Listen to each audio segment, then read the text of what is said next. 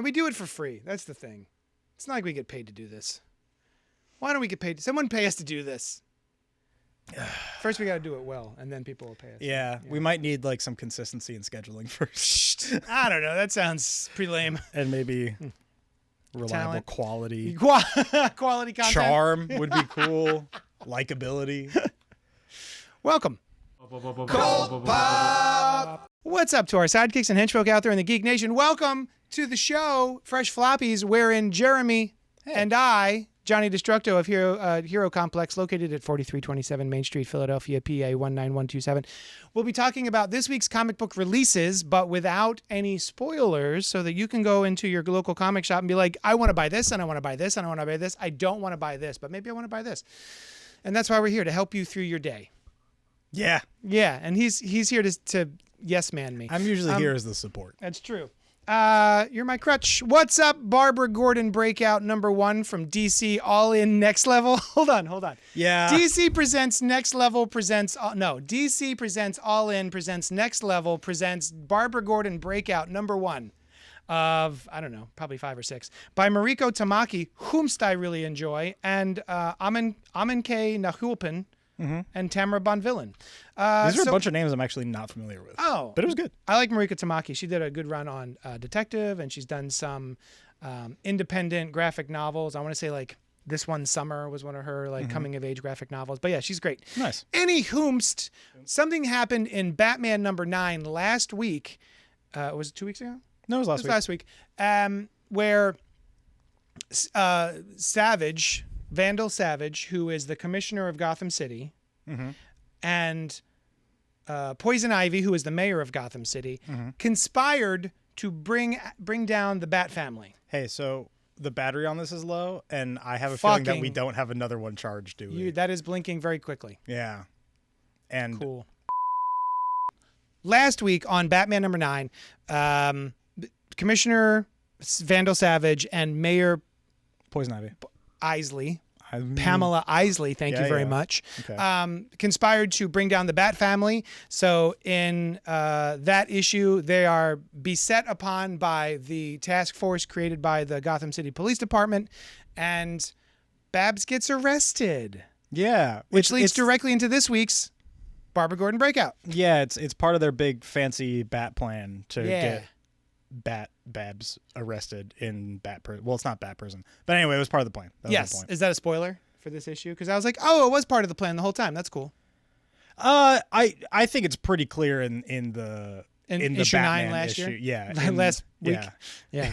In the where the story left off last year. Yes. No, I think in the last Batman issue, it's pretty clear because Batman basically is like, time to do the thing. Oh, that's and then true. She does the thing. Yeah. And then they do the thing. Yeah. Yeah.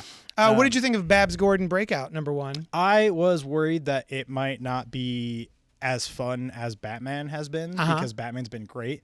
So I was worried it wouldn't like fit into the story in terms of quality. The vibes. Not for any reason. I was just worried. Anyway, it was good. I think it fit in perfectly. This. Yeah. It was great. This is the first thing I read this week because I was so excited. I'm a Barbara Gordon guy. I'm a Batgirl guy. And I'm also a hero goes to prison guy. Like I like seeing heroes infiltrate prisons for reasons and then be stuck in there. That's kind of a fun storyline for me. Can I ask a stupid comic question? Yeah. What's the timeline with Barbara Gordon versus Batgirl versus Oracle, right? Like, so is she all was, at once? Or? She was Batgirl for quite a while. And then the Killing Joke happened in the 80s, written by Alan Moore with art by Brian Boland. And that's where it was supposed to be an out-of-continuity story, its own little one-shot.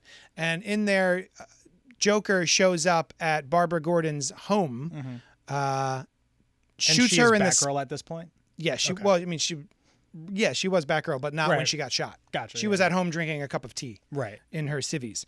And Joker shows up at the door, shoots her through the spine, kidnaps her, sexually assaults her. Oh, great. And then takes pictures of all of that in order to capture Commissioner Gordon, her father, and drive him insane. His whole plan was that, like, you are one bad day away from being me, and I'm going to prove it by giving you the worst day. And then so because she's in a wheelchair, she winds up becoming Oracle. And so she's like the guy in the chair. Yeah. for the entire Bat family. And then the New 52 happened, the reboot, and they decided to fix Babs's spine so that she could go back to being Batgirl, which a lot of people were upset about because she was a person in a wheelchair and was still awesome as hell. Yeah. And then they sort of just like took that representation away for no real good reason, since there have been multitudes of other Batgirls in the past 40 years. So, 30 years. So, yeah, there was some hoopla about that. So now she is Oracle, and there is another Batgirl out there, Cassandra Cain. So yeah. Gotcha. Yeah. But this was fresh AF. I thought this was really good. I agree. Fresh AF. Let's move on. The Spectacular Spider-Man Brand New Day, #1 from Marvel by Dan Slott and Marcus Toe and Alex Sinclair. And some other illustrators, I think. Phil Jimenez and Marcos Martin, whomst I love. Look at that guy. Oh, he's so good. What did you think of Spectacular Spider-Man Brand New Day? Because you don't have much Brand New Day experience, do you? I have 0 Brand New Day experience. Do you know what Brand New Day was? Was Brand New Day when like a company bought the Spider-Man name, or am I thinking of something else? That was the Beyond Corporation. I'm thinking of Beyond Corporation. No, this was way before that. So the story goes that Mary Jane and Peter were married for, 20, 25 years.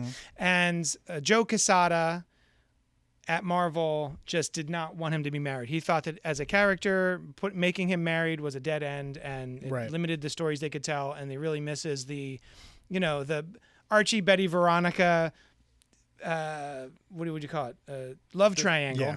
I was gonna say 3-way, and I was like, that's and so they conspired to have Peter and MJ's marriage taken away, and there was a whole element with Mephisto, and Mary Jane makes a deal with Mephisto to save Aunt May's life because of Kingpin finding out that Peter was Spider-Man, and he sends an assassin to kill Peter, but he misses and hits Aunt May. Gotcha. Because of what happened in Civil War, where Peter goes on TV and tells everybody, I'm Spider-Man. So that's what all this is. There must be a anniversary for Brand New Day, because there is and also Civil War, because there's a Civil War miniseries happening right now. We're getting a lot of Civil War variant covers. Yep. And then this Brand New Day. So actually, the way we got to Brand New Day was really annoying and ill-conceived. I don't think that Mephisto should have an element in a Spider-Man story. He's not that sort of character to me. And it was not handled well. There was a miniseries called One More Day, which was a disaster. But Brand New Day was, okay, this portion of his life is over. He's no longer married. He's always been single or engaged, but never quite married. Harry Osborn, who had died previously, was resurrected, and Peter was slightly aged down a little bit. Okay. And that's what Brand New Day was. There was a brain trust of writers and artists who would, I think it was weekly at the time, and they would take turns writing Spider-Man stories and introducing new villains and new characters and new side characters and a new status quo for Pete. And that's what this is harkening back to. So it's basically just a full Spider reset. Sort of, except everything had already happened. Everything was still there. Okay. It wasn't like the New 52, where all of a sudden we're starting from scratch for most of the series. So yeah, it was just kind of a reboot, but without resetting everything. Gotcha. Yeah. So that's what this is. And so we get a little bit, this is where we first met Mr. Negative, was during this era. Gotcha. So that makes sense why he's hanging out in here. Aunt May starts working for the Feast homeless shelter, etc. That all being said, what did you think of this? I thought it was fresh enough. Oh, yeah. Earlier you I didn't love it. Yeah, I admittedly, that's part of the problem with, talking about comic books, is because, especially the monthlies, because they're so short. Yeah. That, and we've talked about this before, where it's very prone to being a victim of like the mood I'm in. Yeah. Honestly, I read the first half of it last night, got distracted, read the second half this morning. I think I liked the second half better, and I think it's just because I was in a different mood. Right. Yeah, man. Also, but I don't, I just, the, something about the beginning Well, first of all, what threw me off was some of the art in the beginning, namely the proportions between Kingpin and Spider-Man. Yeah. Because, like, Kingpin's not a literal giant, but Spider-Man is puny in comparison in some of these panels. The way Marcus Toe draws them here, it is almost like Ultimate Spider-Man. It's almost like this Peter Parker is a 15-year-old kid. Yeah. And then Kingpin is Kingpin sized. Right. Yeah, it's a big jump. Yeah. And I don't know, the dialogue didn't flow great for me. Dan Slott has that sort of touch in his writing for Spider-Man, is that he does he skews a little bit towards 60s silliness a little bit with the dialogue. So yeah. So yeah, I think it was fresh enough. I think if I knew more about Brand New Day, or if that name meant anything to me, it might have bumped it up. Yeah. And also we've got the movie coming out, Brand New Day, right? Is that what it is? Is that the Spider-Man movie, Brand New Day? Oh, maybe. Yeah. So a lot of tie-ins for that. As someone who lived through this era, it was fun to go back and get in that headspace again of what was happening with Pete at the time. Oh, good. So I enjoyed this quite a bit. Good. But I also, there was a mini series months ago where it was another period piece for Spider-Man, but it takes place before Gwen dies. Mm-hmm. That was Torn, right? Torn, yeah. So like I like that there's been so much Spider-Man at this point that you could just drop a mini series of like, we're just going to tell a story in this time period or this time period. And I kind of enjoy those. No, that's cool. Yeah. I agree. There's so much Spidey to pull from. If you have no inklings toward Brand New Day or nostalgia for it, you could skip it. Yeah. Yeah. But as someone who enjoyed that time period, I was like, oh, this is fun. Yeah. So I liked it. Pretty dang fresh for me. Fresh enough. Fresh enough. Yeah. Absolute Batman All In. DC presents All In Absolute Batman number 20 by Scott Snyder and Nick Dragotta. I did not read this issue, but there's a lot of that's disgusting. Yeah, it's gross. Is gross. Oh, look at it's gnarly.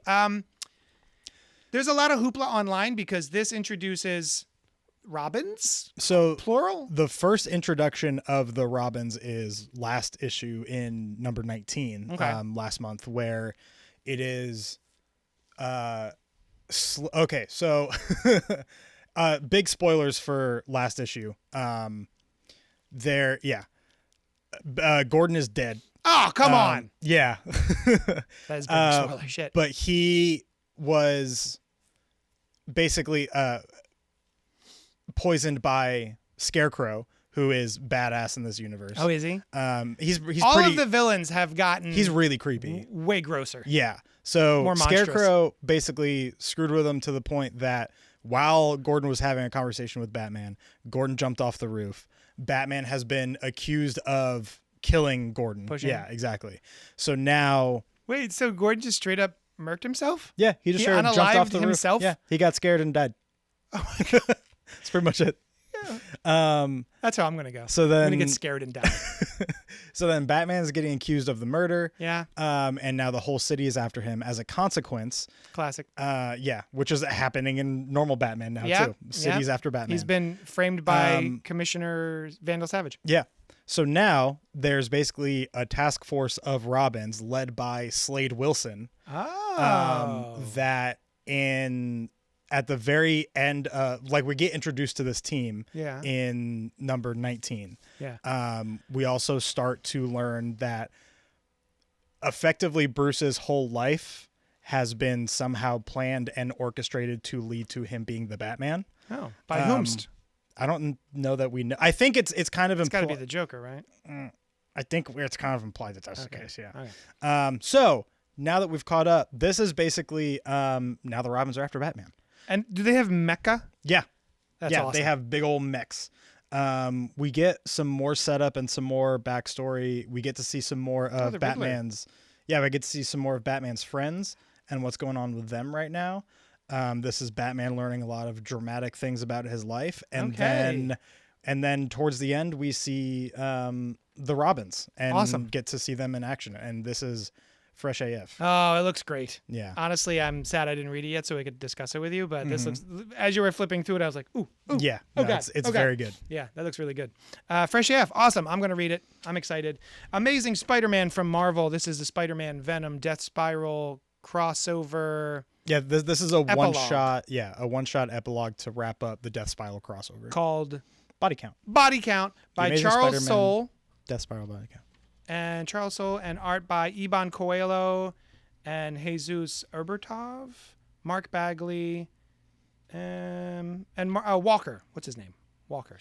Kev Walker. There we go. All right. Fine. I thought it was pretty dang fresh. I liked it more than I thought I would. Yeah. Yeah. Basically, this is the origin story for Torment. Mm-hmm. The character who was tormenting them, and the guy who sees spirals. Connections between people's families.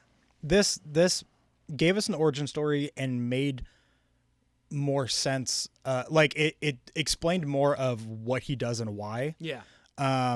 Which I do honestly think Death Spiral needed. Yeah. I don't. It's weird that it's the epilogue. That's kind of right? where I'm that's at. that's sort of why I'm like, it's fresh enough. Yeah. It feels like this could have been sprinkled throughout the story itself, not here's a one shot to give you the origin story of the guy who, spoiler alert, is dead. Yeah. I'm a little weird. I'm a little conflicted because on one hand, having so much mystery around him during the primary events of the story, I'm not necessarily against that. No, it was engaging. I think I don't know. I think I'm okay with it being an epilogue. Mm-hmm. Just because it feels more like it's tying loose ends of like, here's an answer to the questions that you had while you were reading Death Spiral. Mm-hmm. Because truly, like, as much as Torment was the aggressor throughout Death Spiral, I don't feel like he was the pivotal part of the story. Right. It was more about the relationships, right? Between Peter and then Venomj. Venomj. That you heard it here first. And Carnage Eddie. Yeah. Yeah.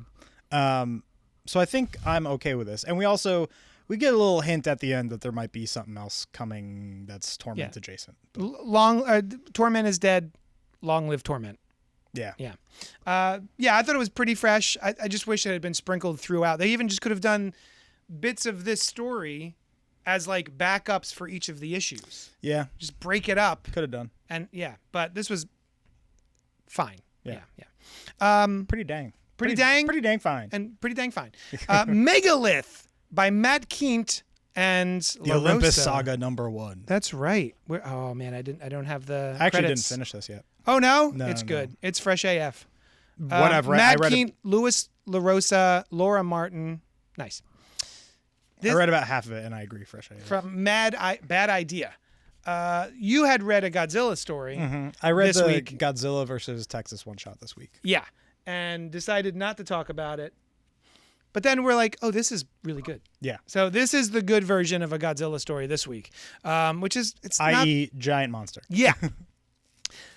This was awesome. Megalith, really the cool. Olympus Saga #1. The art is fantastic. The storyline builds slowly, but then also gets I actually feel like the story built pretty fast. really gross Yeah. pretty quick. Yeah. But like you don't find out what's happening until the end. Yeah. Like I didn't know what all of this hoopla was until they revealed it at the end. So to me it was like a lot of we're building this mystery slowly and then at the end you get the big reveal and I was like, oh, this is rad as hell. It the beginning reminds me a little bit of Arrival. Where or like a lot of alien movies where it's just like big thing happened, what is thing? And that's pretty much the first half. For me it was God, what was it called? There's a series at this point, but basically it was like, what if it was a found footage movie involving a kaiju? Cloverfield? Cloverfield, Yeah. yes. It was very Cloverfield because you're following That's fair. this kind of good cop, ACAP, but It's okay. The fictional ones can be good. yeah. So it's a good cop. It's a fictional good cop. And you're following him and then giant shit starts happening. And I thought that was really engaging and really good. This book is awesome. Yeah. This might be my book of the week. I would actually. Well, Once you finish it's it. between that and Absolute Batman. Yeah. But the nice thing about this is that it's new, Yeah. right? I'm going to give this the edge even though I haven't read Absolute Batman just because That's fair. it's not the 20th issue of something. You know, it's funny because almost every time you and I like manage to fit in a new I'll say independent number one, it's usually a banger. Yeah. Because I feel like the non-big two companies don't just want to pump out content constantly the way that the big two does. Yeah. Like I feel like it recycling. goes through more vetting, or at the very least there's just more enthusiasm behind it sometimes. Yeah. Because it's like almost everything that comes out from Marvel and smaller DC? companies. Well, no, from smaller companies is just usually at worst decent. Yeah. So I think also is part of the fact that we're choosing to talk about it because we read it and it was awesome. that's also true. I don't read a new indie book and dislike it and then immediately go, oh, I gotta shit on this on Mike. That's true. You know what I mean? Yeah. But if there's something I love, then I'm very excited to like pump it up. Yeah. Yeah. We got one final before we jet. You didn't read this. The Fury of Firestorm #2. DC Next Level All In Fury of Firestorm #2 by Jeff Lemire and Rafael de Latorre.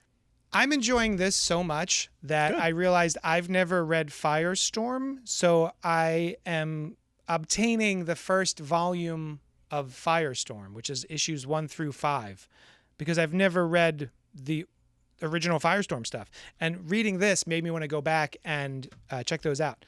You liked #1 well enough, yeah? It was fine. Yeah. It wasn't something that I really wanted to continue, but I can see the draw for it. Yeah, this is really, really good. Basically, we have a situation where you have the two main characters who have been fused together to create the character of Firestorm, Professor Stein and, what is his name? Ronnie Raymond, I want to say. Yeah, Ronnie Raymond and Professor Stein are fused together and are able to control the body of Firestorm. What they're doing here, what Jeff Lemire is doing here, is what if Stein and Ronnie aren't the only two people in there? Oh. And there is another creature that is just the Firestorm, the nuclear man. And he has taken over. But while we're dealing with that in the present, we're also getting a lot of Ronnie trying to remember his origin story and how he got where he is now. So it's him, I think, wrestling for control of this being. And it has taken over his body. Would you say it's comparable to a Jean Grey versus Phoenix type of scenario? A little bit. That's what it's shaping up to look like. Gotcha. Yes. Cool. So it looks like maybe it's its own elemental force or something. So yeah, it's a pretty cool idea. Nice, yeah. And I'm a sucker for that. Look at this stupid ass outfit. I love it so much. It's so cheesy and over the top. And he's got the big shoulders and the puffy sleeves and the gloves. Yeah, that's good. And his hair is on fire. Awesome. Yeah. So this was really fun. I'm excited to go back and read original Firestorm because now I'm all hopped up on Firestorm juice. So Fresh AF? Is that a phrase? Fresh AF for me. Yeah. Hell yeah. Good. I'm glad. Yeah. So yeah, that's it. I'm looking forward to reading Absolute Batman as soon as we're done here. That's all the books. What else is there? This isn't new, but I recently picked up a trade paperback of a series called Cal Exit. Oh, collection, yeah. That's new to me because there's another miniseries. Yeah, coming out soon. Yeah. So I ordered the second trade from you, but I couldn't find the first on any of our publishers, so I bought it straight from the distributor. Yeah, I couldn't find it. You couldn't find it with our distributors, so you ordered it from the publisher. Yes, there exactly. It is. So yeah, I'm working my way through the first trade of Cal Exit, whatever you want to call it. Whatever. I don't know. It's cool. Yeah, awesome. Joe Palmer's Destination Kill also comes out this week, and I ordered one of these in for the shop just because it looked pretty fun. That's a cool cover. That's a great cover, and that's the artist who's on the inside.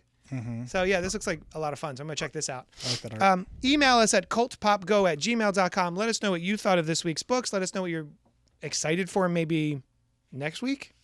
And then on the live stream Wednesday night, we talked about Mortal Kombat 2. Yeah. I almost screamed it, but we have a customer in the show, so I'm not going to scream the Mortal Kombat. Just imagine, you can hear it in your head, right? You can hear which I didn't realize. Noel told us last night on the podcast, the live stream, that Mortal Kombat is from a commercial. For the second game? Yes. Yeah. Yeah. They hired this kid to just scream Mortal Kombat at the top of his lungs, and then that became the theme. Yeah. For Mortal. a fun little tidbit. Yeah. Anyway, that's it. We did it. Thanks so much for hanging out with us. Come join us at Hero Complex and buy some comic books. What's the address of Hero Complex? 4327 Main Street, Philadelphia, PA 19127. What's the phone number so people can call you and order comics from you? Is that okay to share on the internet? Probably not. Okay, well, I'll cut it out. All right. All right. Thanks so much. Because it's my cell phone. Because I don't remember. Because the phone always forwards to my cell phone. So that wasn't the business number. That was just your personal. My personal okay, number. I will cut that out. Awesome. All right. Thank you so much for hanging out with us, and we'll talk at you later. Bye.